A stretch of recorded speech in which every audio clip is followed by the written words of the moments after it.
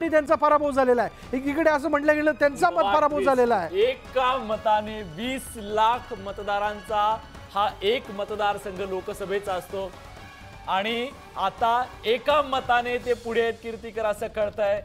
जबरदस्त tweet sir, काय चाललंय म्हणजे हे एवढी एवढी अटीतटीची लढत। प्रेक्षकांना आपण सांगूयात, राज्याचे मंत्री दीपक केसरकर खास चर्चा करण्यासाठी आपल्या सोबत आहेत। आपलं खूप खूप स्वागत।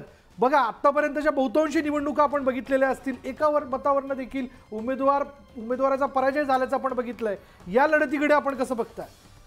बघा, एकंदरीतच मुंबईचं तुम्ही जर सोशल स्ट्रक्चर बघितलं तर एका मतदारसंघामध्ये 2-2 लाख 2.5 लाख, बांद्र्यासारख्या ठिकाणी 3 लाख मायनॉरिटी व्होट्स आहेत आणि एक गठ्ठा मतदान झालेलं आहे। त्या ठिकाणी मी स्वतः कंप्लेंट दिलेली होती की फतवे निघालेले आहेत। असं पोलरायझेशन महाराष्ट्राच्या इतिहासामध्ये कधीही झालेलं नाही। अगदी साऊथ मुंबईचं तुम्ही जर म्हटलं तर 1,38,000 एक गठ्ठा मतदान झालेलं आहे।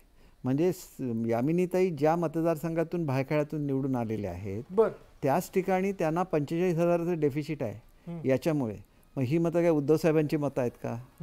फ्लॅगचा कलर चेंज करायला लागेल। मग तुम्ही जर ही मतं घेऊन निवडून येणार असाल, आणि ह्याच्या मागे सुद्धा एक पार्श्वभूमी आहे ना, जर जो मोदी साहेबांना विरोध झाला तो या एक गठ्ठा मतदानातून झालेला आहे।